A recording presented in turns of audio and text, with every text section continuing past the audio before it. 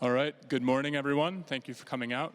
My name is Paul Campbell. I'm a first-year student at MIT Sloan, and thanks very much for coming out to this panel on the use of real-time data and referee analytics. We're very excited to have a great panel here. From right to left, we have Dan Brooks of Brooks Baseball, Paul Hawkins of Hawkeye, Mike Bantam from the NBA, Hank Adams from Sport Vision, NFL referee Mike Carey, and our moderator Tom Penn from ESPN. This panel is going to go until 11:20. We're going to leave 15 minutes at the end for Q&A.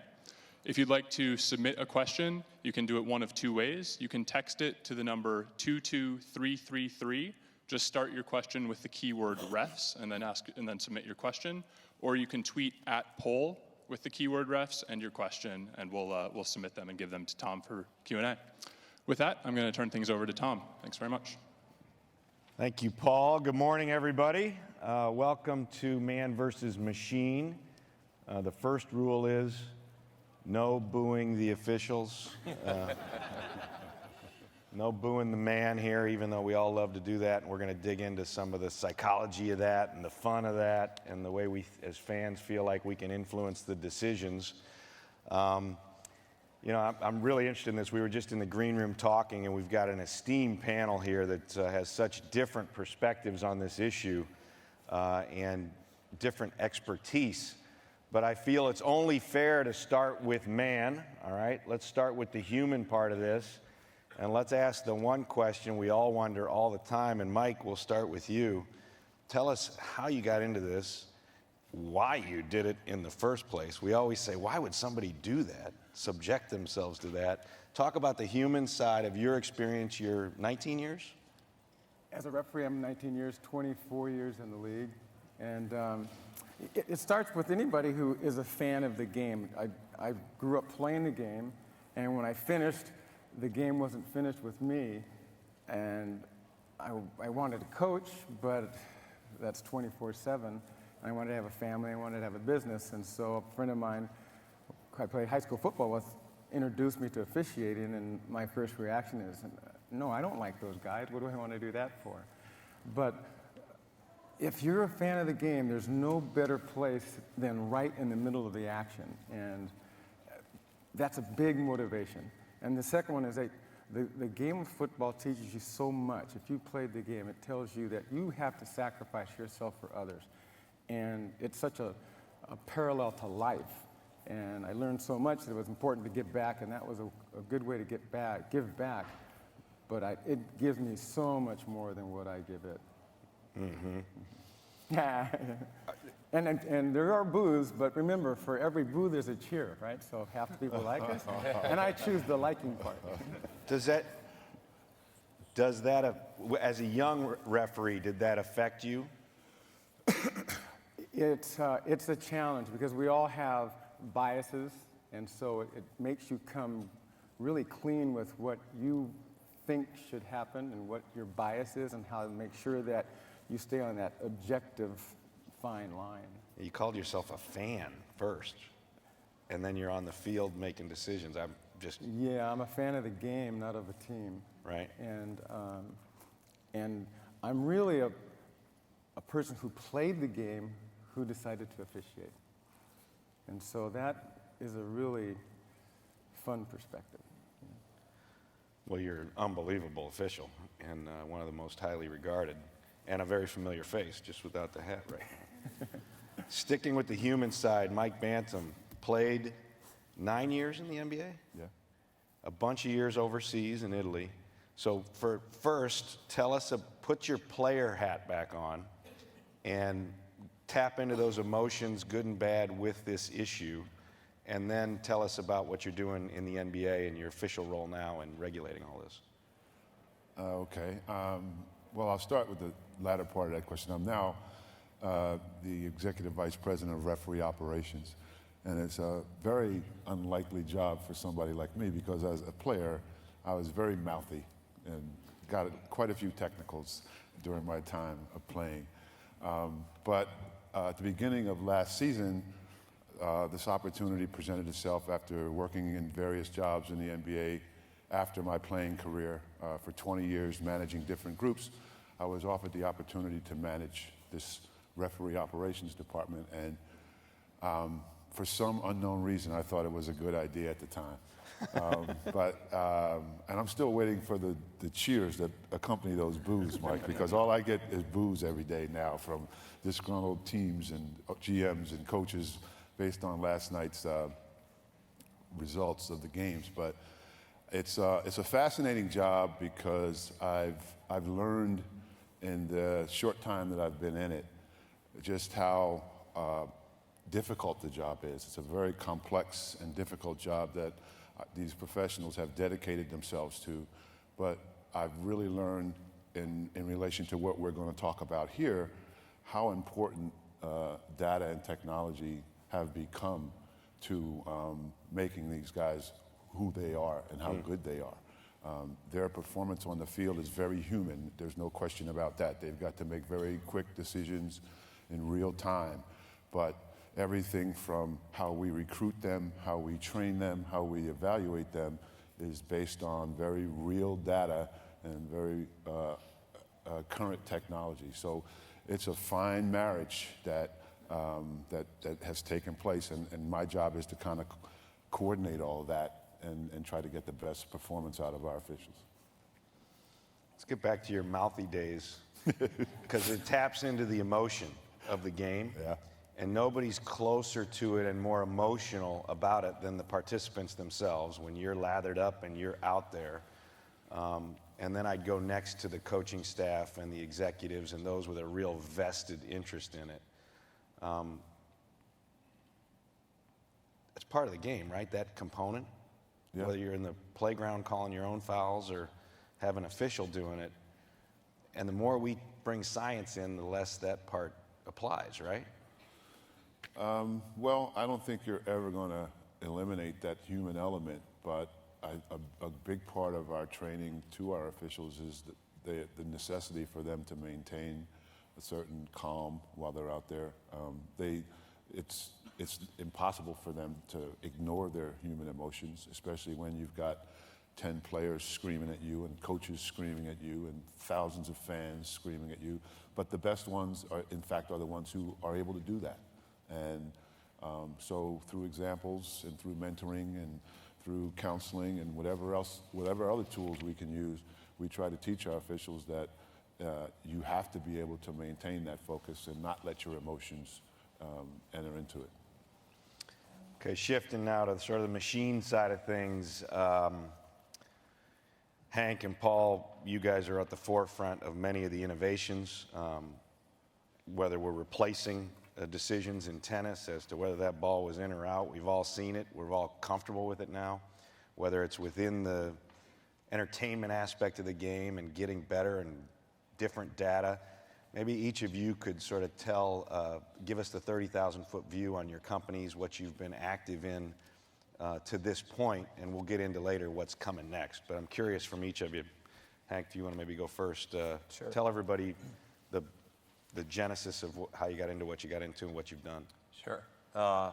So Sport Vision comes at this slice of the business more from the media side. We're best known for our augmented reality effects on television, the first down lines, the strike zones, the pointers in NASCAR, stuff that you might see on broadcast or increasingly these days on digital media forms. But the technology has been adapted in certain cases to use for refereeing and umpiring. In our case, which is slightly different than what I'm sure Paul will describe, we haven't been doing the, overrule the umpire or, have a challenge opportunity. Our system, say in baseball, we're tracking every pitch, we're partners with MLB, and we can fairly accurately, very accurately determine whether something's a strike or a ball. Our systems aren't used to overrule the umpires, but the evaluation and analysis is done after the game, and it's used more as a training and a ranking system for the umpires. And what we found is through the years, and Dan can probably speak to this because I know he's looked a lot of our data, the umpires' calls and consistency has improved over time with the use of this technology. And so initially they may have resisted it. They did, in fact, resist it initially. And now it's pretty widely accepted and been embraced. But Sport Vision comes at it more from a media and entertainment element, but we have a great deal of precision to what we do, and when it's appropriate, in NASCAR we're used for after-the-fact race evaluations as well. So on a restart, the cars are supposed to maintain and accelerate at a consistent speed. Some drivers are known to tap the brakes, if they're in the lead right before the green flag, which causes everybody else in the field to have to hit the brakes, and then he accelerates off, and it kind of has this accordion effect for everybody else. You're not supposed to do that. It's impossible. They don't have brake lights on these cars, so you don't know, up in the officiating booths, but we know because we collect all that data off of the cars. And so they come to us for some, analysis of, did somebody cause this crash? Did they intentionally steer into the guy to help his teammate out? That sort of stuff. So we're used more to improve officiating and do the analytics after the fact.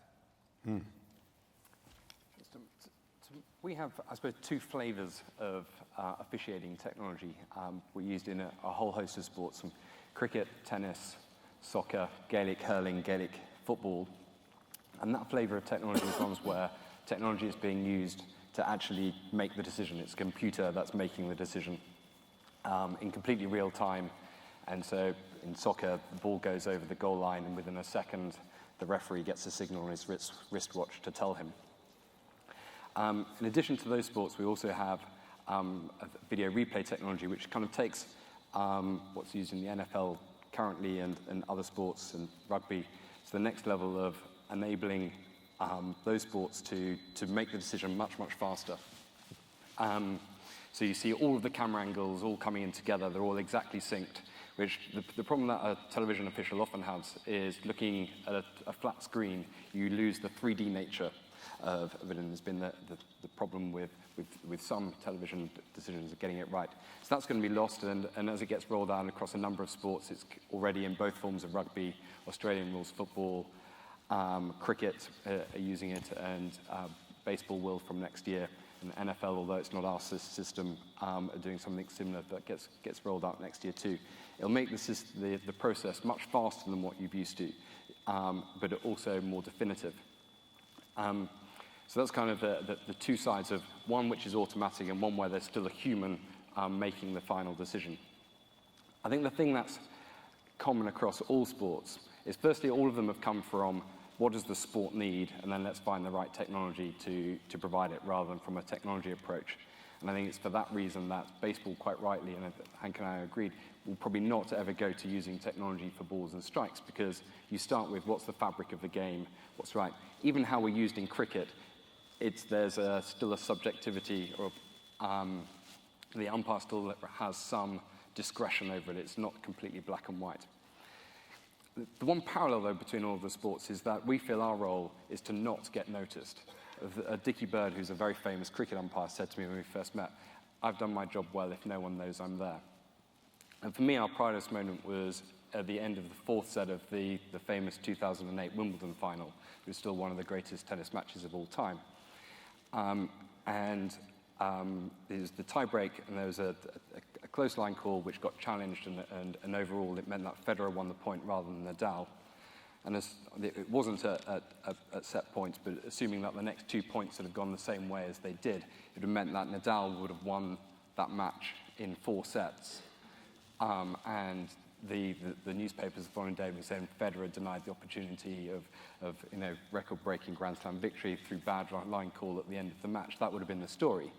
As it was, line calling didn't get mentioned, officials didn't get mentioned, and it's still the greatest tennis match of all time. Mm-hmm. So I think that's where technology really adds, is to prevent the officials becoming the story.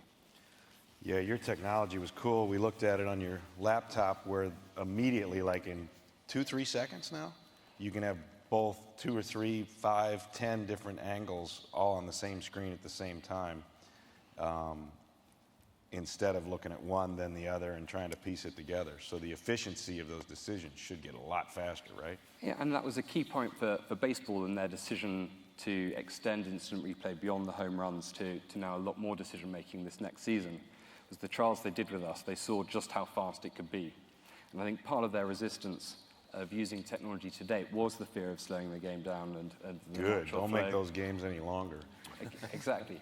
And the whole challenge. But in soccer, we actually speed the game up because you lose the argument. They don't crowd around the referees. And likely to be the same in baseball, that the manager comes down and argues with the umpire.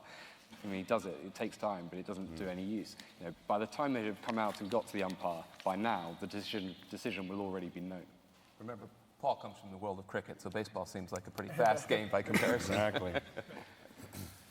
So we've got this bucket of data. Now it's an avalanche of data, all this different opportunity. And Dan, you've done better than just about anybody in terms of attacking that, making a brand out of what you do, churning out real information that's usable for all different kinds of people. Give us a little background on how you did that and what you're up to.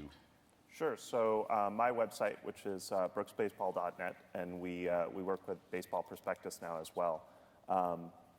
We sort of take all of that data from those Sport Vision cameras, and rather than sort of make you sort through the XML or just look at what the snapshots of data that they use for the media broadcast, we take that data and sort of organize it in a way that makes it sort of understandable and parsable to average people. So if you want to go and look at how a pitcher's performance has changed or how it changed within the context of an individual game, we give you fans and also journalists and also people working in front offices the ability to sort of sort through that data in a meaningful way pretty quickly and accurately. We also provide sort of umpire stuff in the sense that you can go to the site and on any game you can pull up a map of what a umpire's balls and strikes calls were, for example. And I think that kind of thing, split by left-handed and right-handed hitters, gives you a much more accurate view of probably how the players thought the umpire did, as opposed to looking at an individual pitch and an individual call, because you get sort of what was the strike zone sort of like in shape and size and consistency, which I think is really the critical part of how technology interfaces with the games that we play, in the sense that as long as the rules are consistent and they're understandable by the players, I think then everybody is sort of happy.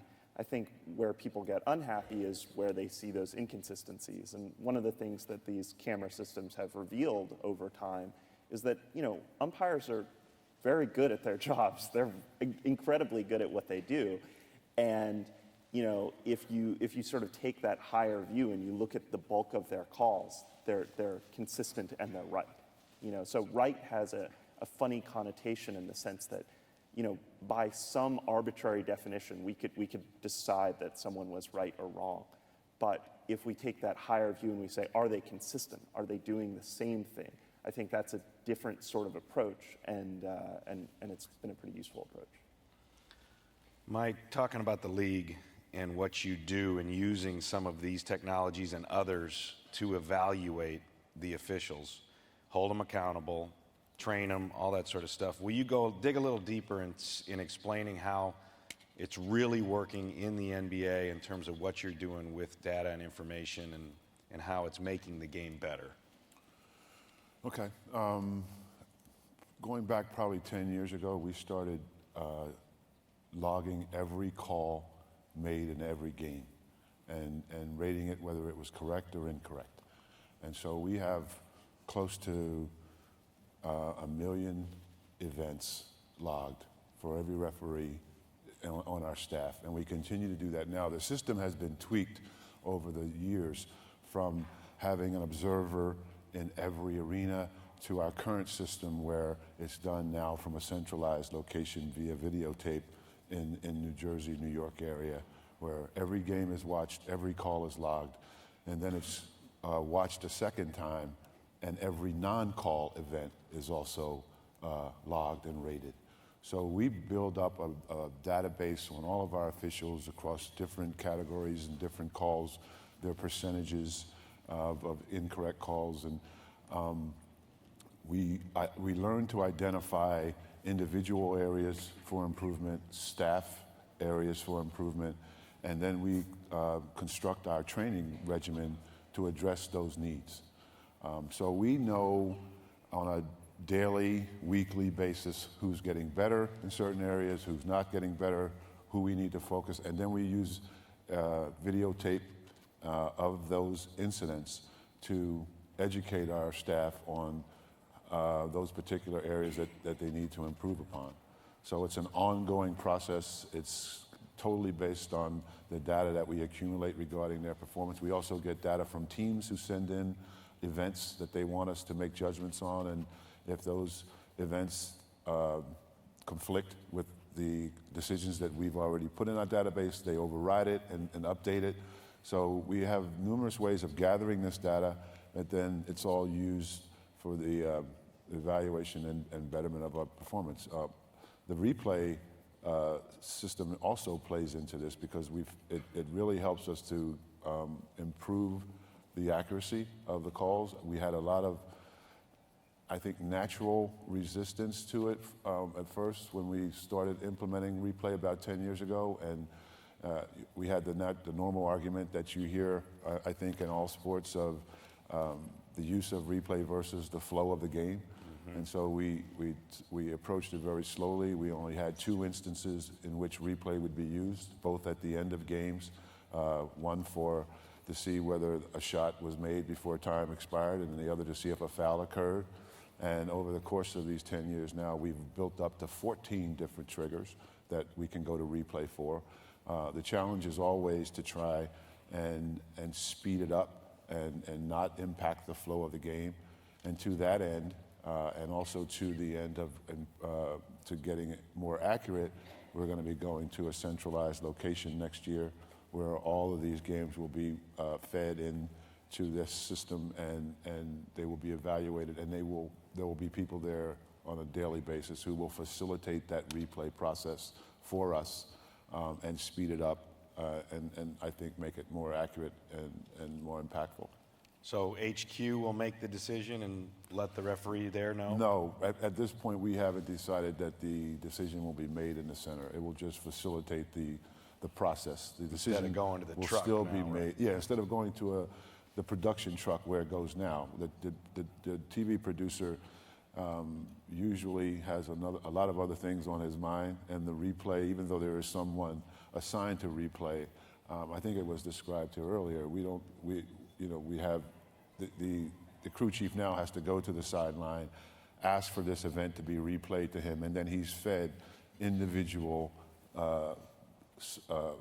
shots of this play, and one by one he has to go through them until he gets to one that gives him the answer that he's looking for. And you have to deal with somebody in a remote location whose primary job isn't necessarily to do this. And they're concerned with producing a show, which is the television broadcast. We'll eliminate that whole process and go directly to a replay center whose job it is to facilitate this. They'll be giving them multiple shots and actually may even choose the best shot before he gets to the table to help him make that decision, so that when he gets there, he'll have the shot he needs. He'll probably have some input from a professional in that center to tell him what it looks like the correct call is, but the decision, at least at this point, will still be made by the official on the court. So how about the area of safety, player safety, and how technology can help, or participant safety? You caught my attention when you were talking about your NASCAR stuff. I want to get into that, but Mike, maybe start with you, or anybody chime in. One of the primary roles of the officials is just keep everybody safe out there, right? That's true. So we have really 2 charges. Well, to player safety, which is primary, and then make sure no one has an unfair advantage. And we have an axiom about technology in our culture, in football culture, is that the official has to rise to the level of technology. When slow motion came into the game, in the 60s, it changed the way officials worked, because what seems at real time, a runner running and he collapses near the goal line, but the ball penetrates the goal. 9 times out of 10, when that body is falling, the knee can hit at the 3-yard line, and the ball is at the 1-yard line, but it looks like a score. Mm-hmm. And we call that double action. And double action? Double action. Ball hits, and then the knee hits, then the ball breaks the plane. And when slow motion came in, we were wrong probably 90% of the time. Now, because we've honed our skill to be able to tell that biomechanic when it happens, we're right probably 99% of the time. And so it's a game of inches. And so the technology helps us to really be able to discern how close we can get to those inches. How about the safety issue? I mean, look, Brian Burke was just in the green room, and anybody who hasn't heard Brian Burke talk, go wherever he is next, because it's great. And he talked about the speed of hockey and we just live for those hits. We all want to see them. Same in football, but there's that fine line between violence that's going to hurt somebody and a clean hit. Yeah, now it's the helmet, right? The athlete is so superb. All their life they've been taught to hit with the crown of the helmet. And so now that is being eliminated from the game, and it's amazing how adaptive players are to really conforming. I mean, we spend a lot of time watching it on replays on TV. It's become a very important part of the analysis of a game. But what's really remarkable is how they've been able to change that habit that they've had.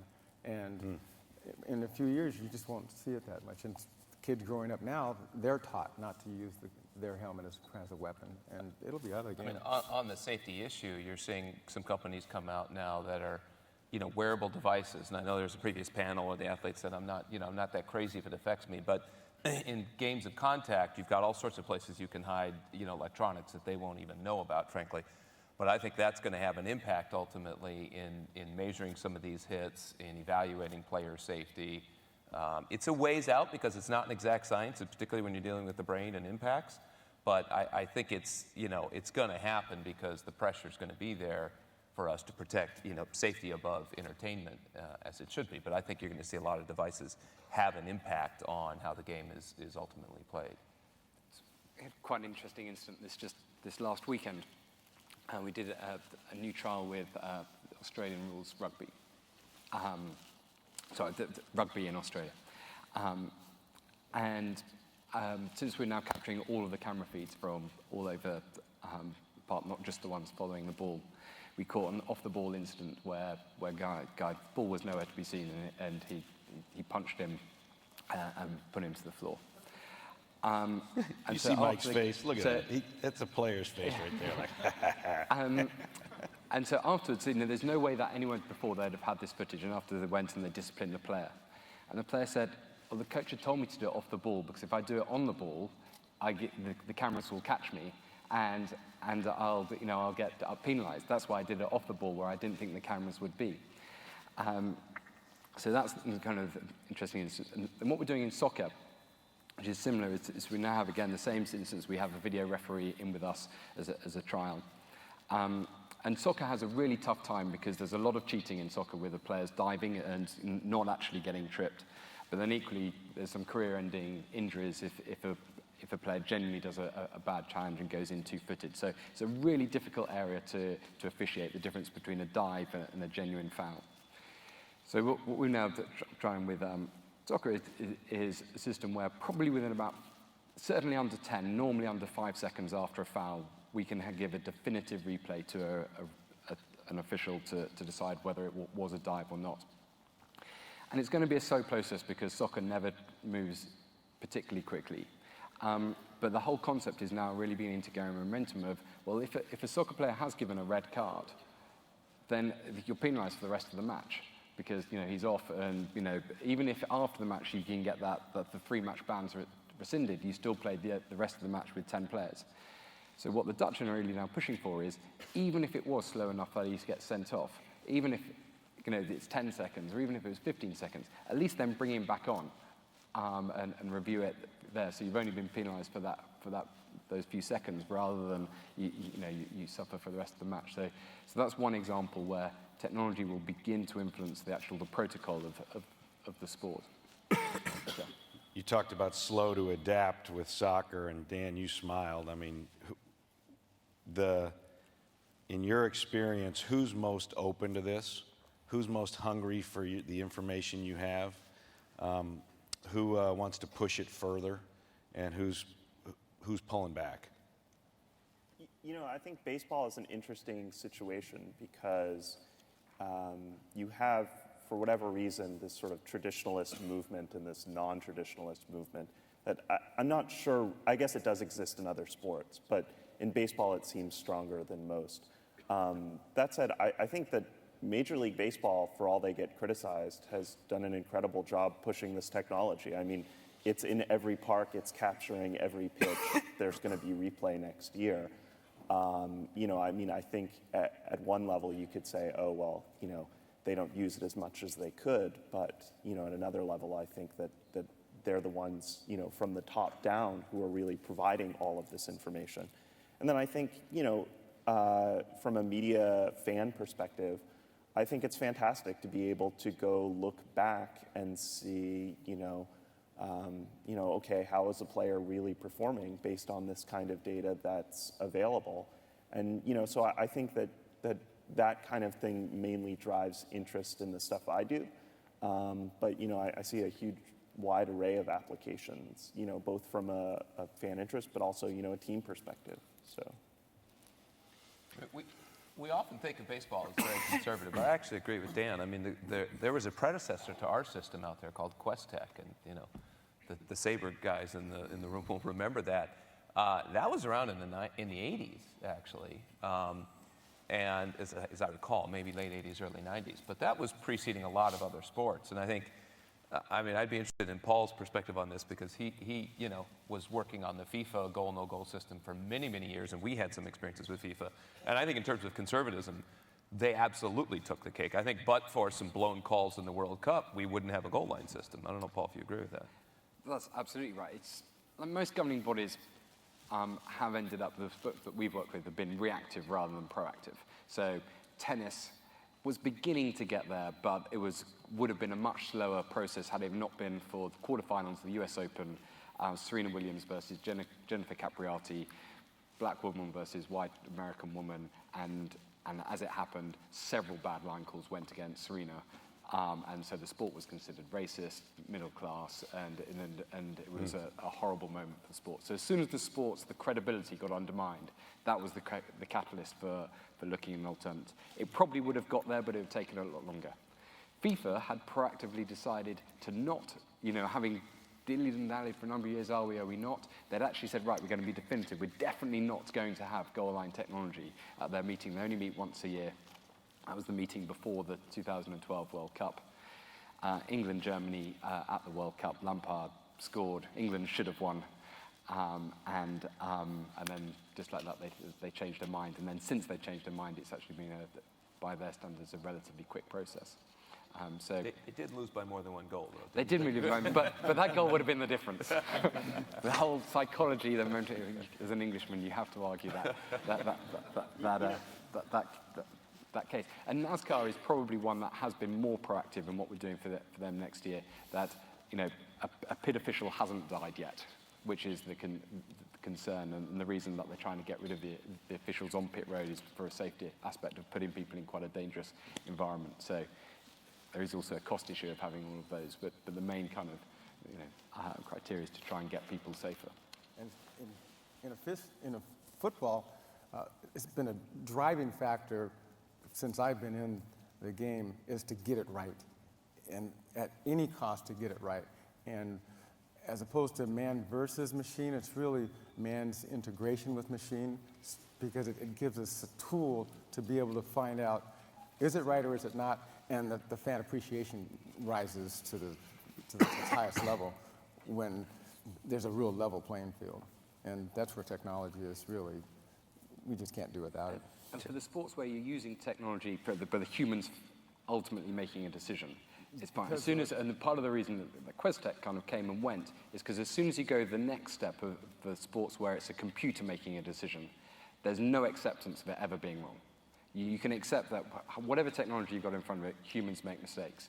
The bar for computers making decisions has to be 100%, and you know, that's the challenge of our business, is credibility takes an awfully long time to build up, but tomorrow we could lose it. With one wrong decision. One wrong call. If we got a decision wrong, goal line, you know, in the Premier League, that has a massive influence on our business. And so every single time you go, you're putting pretty much all of your poker chips into the table. And whilst you've got a very high probability of winning, that's the stakes that you're playing with.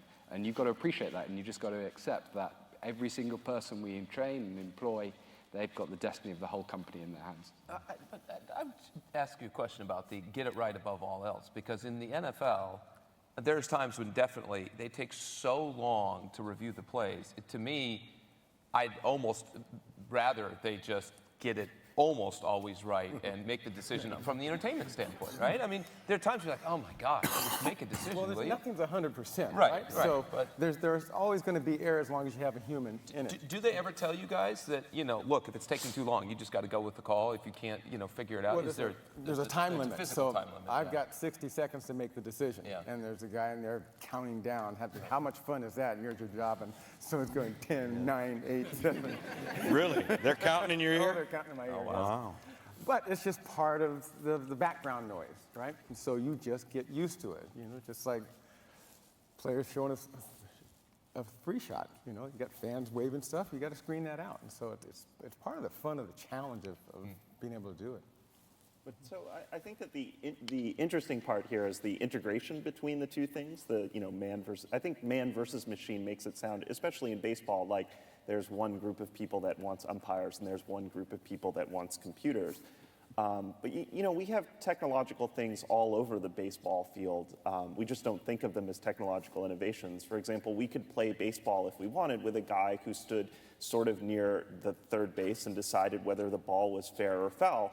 But it's nice if we put a line there, that way he can tell, We put bases there so that, we could call it the safe zone. And we just put a base there, that way we can say, was he on the base or not? And this has come up in baseball recently. There's actually yellow lines, if you look on many walls in baseball, to tell whether the ball is a home run or not, right? Because it's tough to tell sometimes whether or not the ball actually cleared the fence. There's funny bounces and things that the ball takes.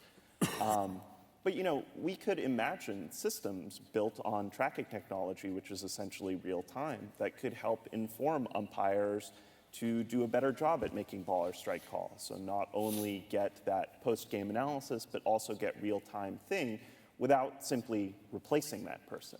And I think that's I think what a lot of you guys are saying in terms of integrating the two approaches so that you ultimately have a human decision maker, but they have as much information as possible to make that decision correctly and timely. But there's some direct... Go ahead, Mike. What were you going to say? Yeah, I was just going to piggyback on what Mike said about how this thing has integrated to the point where the officials now see it as a tool that they need and appreciate, because, as I pointed out, when we first started doing replay and we only had a couple of instances, they saw it more as another source of scrutiny and maybe a way of kind of throwing their decisions into question.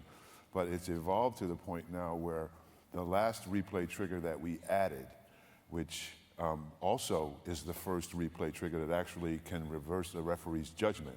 There was never all the other triggers were kind of black and white decisions. Is it out of bounds? Was he in the restricted area or not? Those types of things. But this was the first replay decision that can now reverse a referee's judgment. Was actually, if not initiated by the officials, it was strongly endorsed. What's that? What was And this was one where now it's actually an enhancement of a trigger that was already in place, and that is where you are deciding whether or not a player on defense who's trying to draw a charge on a guy coming to the basket is in the restricted area or not. And before, when you went to replay, the only thing you could decide was whether or not he was in the area or not, and that's all you could decide. But what we found was there were instances where, yeah, he was outside the restricted area, but he moved into that position after the offensive player had already started his upward motion, which is an illegal move. But the referees were in a position where they couldn't rule on that. They could only rule whether he was in the area or not. And they didn't like the fact that they would go to the replay and see the play and have to stand with that ruling even though it was wrong. So they were really a strong proponent of adding another trigger, which in fact allowed them to reverse their judgment. And I thought that was pretty instrumental of how far it's come and to how they really look at it as a tool now to help them. So, Paul, I want to build on something you said about we lose the argument. right? We all love the argument, don't we? When you're watching a game or feeling like you can influence as fans in the room, there's always this sense that I'm involved, I can help my guys, and I can influence his decisions. I'm just going to help boo, we're all going to do it together. There's all that. So the more that we lose the argument or get towards technology decisions, do we want that? And I'm throwing it open to you guys. How far do we go with that before it's no fun to, you can't hate on a robot. I mean.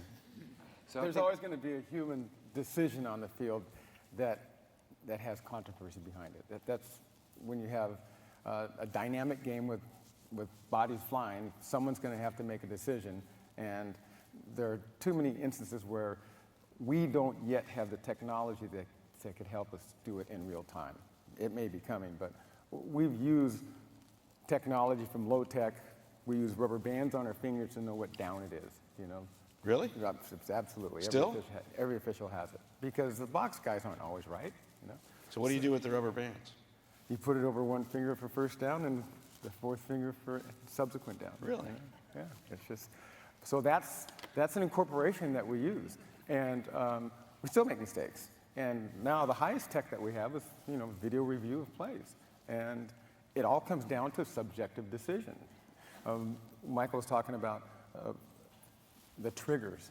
And so it was just really an extension of the trigger, not really the judgment. We have one of the most difficult calls is catch, no catch in the NFL. And it made us have to really hone our criteria because in slow motion, you can see so much detail that now you have to determine, was there control of the ball? And that's a subjective decision. Did he have 2 feet down, which is pretty definitive, pretty black and white? And did he maintain possession if he's going to the ground? And that's another subjective part. And so you encompass that to catch, no catch, but there's black and white and subjectivity based on all of that. And to this day, we have arguments over replay announcements. I went to University of Colorado where they had the famous 5th down in the Missouri game of our national championship year, so I'm glad the rubber band technology didn't make its way down to college. Back then. From California, everybody used it, but you still make mistakes. So, I actually have a different perspective in baseball in particular, and we touched on it a little bit earlier, but, there's data out there to suggest the strike zone will change. And I think that's ultimately, based on the count, right, to keep the at-bat going. And I would argue that as long as it has some consistency to it and not an overt bias, that's probably good for the game, having more action, having more offense. You could call it just, straight up and, it's 0-2 and it's close and he's going to call a strike. But I think, from a fan's perspective, having a little bit of latitude around something as subjective as a strike zone, especially on the vertical plane, is probably best for the game. I would argue it's not always so black and white in that case, right? Football's different. And that's a different perspective. It's to be like saying, if the game is close, we're going to make the goal line 2 feet wide instead of 1 foot wide. Yeah, that probably wouldn't work. No, so it all depends on what you adopt. And if you want consistency, make it consistent, and everybody can relate to it. But if you have an expanding and contracting zone, by definition, it's inconsistent. You know what? I'm so glad you're up on this panel because I get asked this question all the time, and I don't have a great answer for it. Why isn't the 1st and 10 technology used to determine, where those chains should be placed? Because truth is, we have a dial on our machine which dials it back and forth to match your line, but and it's nothing against the refs. They're eyeballing all the way across the field. It's really hard to get it just right, whereas our technology is, it's Are you talking the location of the chains? Location of ultimately of the chains. You could determine the first down, but I think. So what you guys do, where it's going to go, then you adjust to their human error where they put the chains? We do, yes. Yeah. I haven't never said that publicly, but yes, we do. Yeah, so that's another area of low tech. We have a chain that's theoretically 10 yards long. Right. Don't say it's not 10 yards. And a field that is theoretically lined precisely. And this is a game of inches. And we do have to be able to determine when the player's knee is down, where's the exact spot of that spot. Right. And there is margin of error. And I would assume that there's going to be a technology that comes up that is seamless, that will know instantly, no, it's this inch, not this 6 inches. And so it will literally become a game of inches. But you do have to come from this from starting with what does the game want and then the right technology. So exactly your point of not making a game too sterile. And the reason that tennis hasn't gone to a sport where just our technology just immediately calls the line and there's a beep if it's out, so you lose the line judge and everything like that, is partly for the risk that it would become too sterile. Technically, we actually have systems that do that on private tennis courts. And tennis, I'm interested in people's view. If they might actually go a stage further. John McEnroe is pushing for it, and tennis doesn't have the personalities that it used to have in the McEnroe days, so it's kind of lost a little bit of that. But where they do away with the line judges, and the players call their own lines, like you do at amateur level. And then, so if you think the players call, so you call your near side, like you do at amateur tennis, and then the opposing player, rather than challenging a line judge's call, he's challenging his opponent. So you're using technology to almost increase the the human dynamic of the sport. You're in battle with this person, and then, so that's a different dynamic of the man versus machine. It is a man with machine, because I think that'll make a fantastic entertainment sport. It's maybe not at the Grand Slam level where you are trying to find who's the best player in the world, but at any other professional level, I think that's just a great enhancement to the game of a story of, in the moment of pressure, could you be too honest? And you'd not call lines which are actually out, and obviously we can show that and tell that story. But equally, are you the person that will try and get away with it? And is he going to use up one of his challenges to try and do it? And another thing, just very quickly, the technology versus humans. For soccer, we've shown that, so the rule is that all of the ball has to be all over the goal line. And so if it's in the air, it's quite difficult to see because you're imagining a plane coming all the way up. We've shown if they just changed the rule, so it was the middle of the ball had to be all over the goal line, it is infinitely easier for a human to officiate. So no technology, just a simple change to the rule, and you wouldn't need technology in the first place because humans would get it right. No kidding.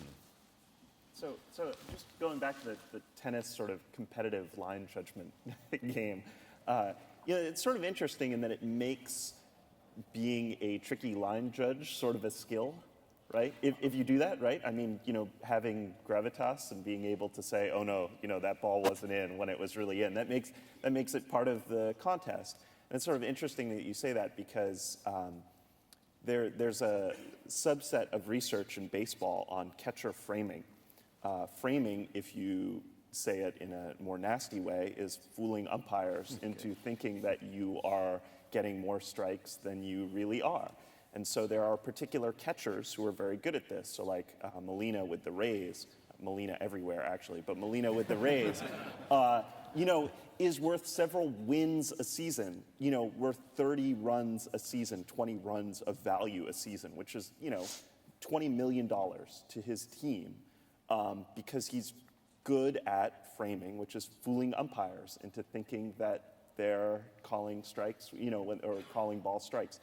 And, so it does add this sort of interesting interpersonal man-machine dynamic when you end up with, guys who are sort of essentially gaming the system. If the system was all automatic, Molina's value would drop by 3 wins, but because there's a guy behind him who he can fool by being very stable and very still and having very good catching mechanics, he is worth a lot of extra value. So it'd be interesting to see in tennis whether there would be particular players who are, worth a couple of points a game in terms of, fake calls. But I think that's exactly why you don't want to use computers for baseball, because that's a skill, and that is part of the story, and that's good for the game. Everybody it's a fooling Mike Carey skill. It's not fooling. He's not doing anything against the rules. Flopping in basketball. Flopping in basketball. That's But it's within the rules. He's not cheating. It's a skill. Sort of. He's just catching it and bringing it back into the strike zone. It's within the rules. Yeah, I in the know. same way as a football or any other sport will try and, if you dive, then yes, that's a form of cheating. There's nothing wrong with pushing to the limits of the rules without going the wrong side of them to try and get the umpire to make the I know, but there's no reason why diving or flopping should be against the rules, except for the fact we have a rule against it, right? So if we had a rule against catching the ball and moving it back into the zone, suddenly it's against the rules. You know what I mean? Do you watch a lot of soccer? No, I'm just saying. I would say it should be against the rules. I think it's terrible for the sport. I Yeah, think it's you have terrible. the same argument for basketball because a lot of times the reason why flopping is so offensive to some people is because you're trying to fool the referee into making a call that didn't happen. So you can be on both sides of that argument, but there's no debating the fact that you are trying to fool the referee into making a call that doesn't exist, that didn't exist. I And couldn't agree more. fundamentally, you're trying to get an unfair advantage. Yes. And that's what we're trying to eliminate. No doubt it should be against the rules. The difference it has on the match is far greater than taking performance-enhancing drugs, which is, clearly against the rules, and you'll get banned for a long period of time. So the penalty is completely different. Okay, so they handed me a machine. You guys are all tweeting in or texting in, tweeting in your questions. I have a couple of them here. And believe it or not, Mike, they'd like to hear from the referee here a little bit more. The human, huh? We never get to hear from you guys. The semi-human, right? Yeah. Turns out you're all pretty good guys once you get to know you, man. Here's a question. Does a coach's tendency to challenge, argue, willingness to throw the flag or whatever, does that affect your thought process in terms of how you make the decision or manage your crew? No, as a matter of fact, I have no idea who challenges the most. There's folklore about who never wins it, who's never won a challenge, but it really is about that play and my ability to make a decision once I'm faced with the elements of that play and overlap it with what the rule says it should be. And that's the fun part about it. So I mentioned your crew. You guys work as teams. Yes. And technically, you're supposed to back your guys. You just announce your guy's call most of the time. What happens when you see your guy blew it? We go talk to him and say, I think you made a mistake.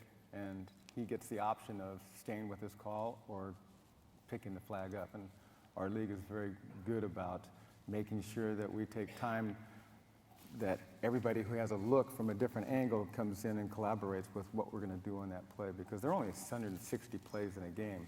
Every one makes a big difference on what's going to happen next. But if he sticks with his call, it stays? It's his call, yes. Then you got to turn the mic on and tell everybody. Yeah. And then it's my mistake, yes. But, but if we didn't have that, who would ever make a decision if I'm just going to always reverse it? Paul, question for you and about Hawkeye technology. Could it be used to review NHL goals? Is it possible if the puck isn't immediately visible under the goalie? If the puck is not visible, Right. so spend a little bit of time with ice hockey. If it's not visible at all the whole time, then using camera technology, it would not be possible. You can't track things you can't see at any point in time. Our soccer system does work even when the ball is fully obscured. If you've seen it a bit in the build-up or afterwards, it can interpolate, and it can track it very accurately, even if you can only see about a sixth of the ball. It slightly depends on the lighting condition, but roughly you only need to see a small bit of the ball for it to work.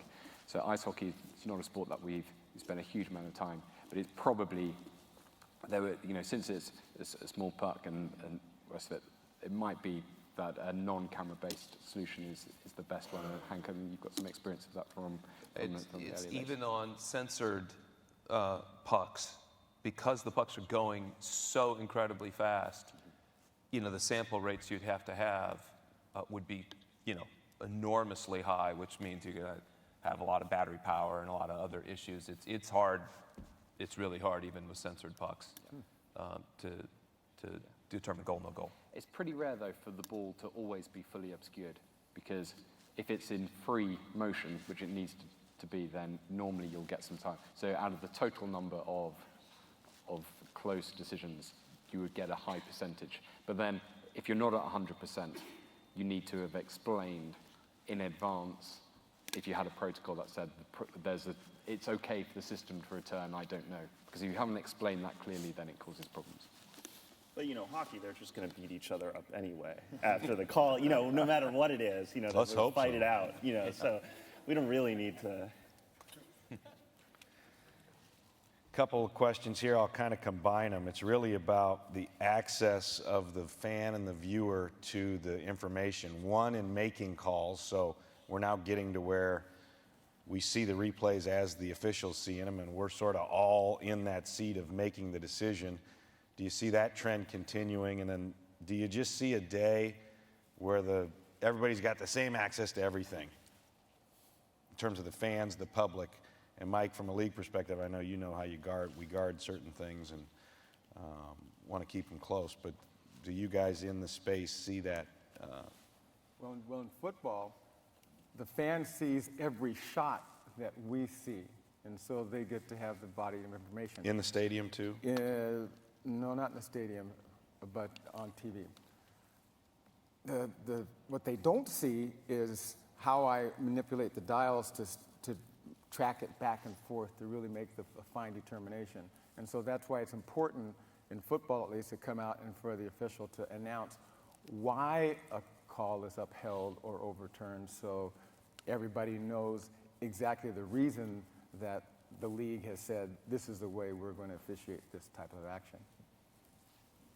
I think that as you may have noticed, we all kind of follow each other, and what one league may start doing, the other one very quickly starts to do as well.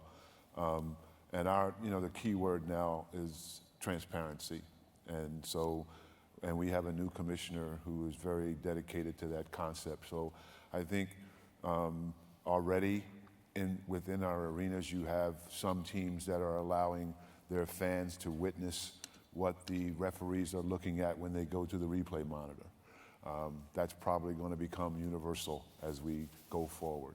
I think in football, when they come from under their replay review, they explain to the people in the arena and to the viewers on television not only what the ruling is, but why that ruling was made.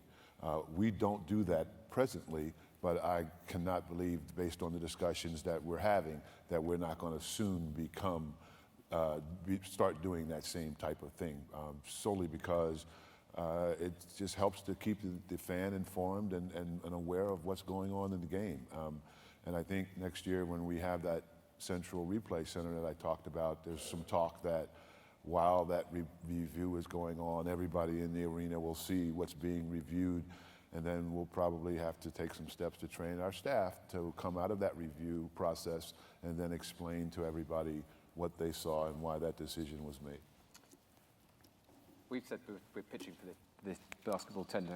We've said we'll do it for free if we can have the sponsorship rights, because we think that's the real upside. We already do it in cricket, that the corporate boxes have exactly the same system as the review official does, so that they can review everything as they want to.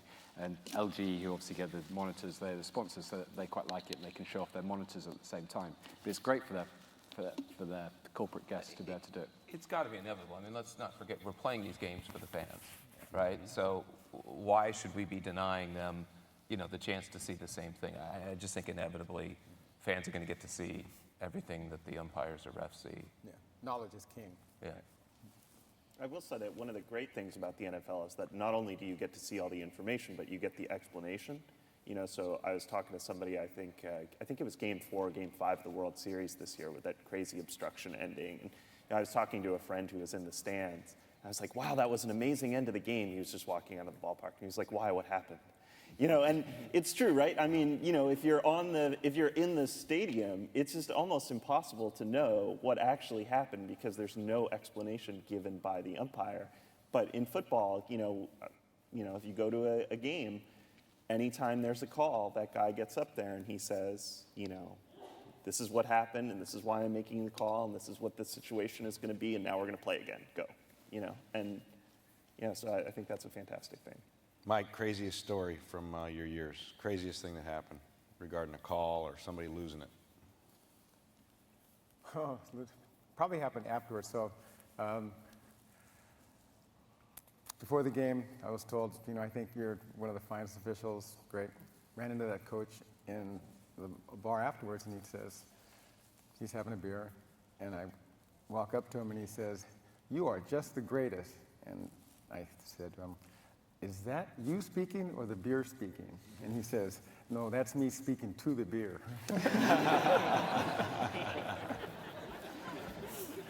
Indeed, indeed. We're out of time, and I think we need a big round of applause for all these men up here.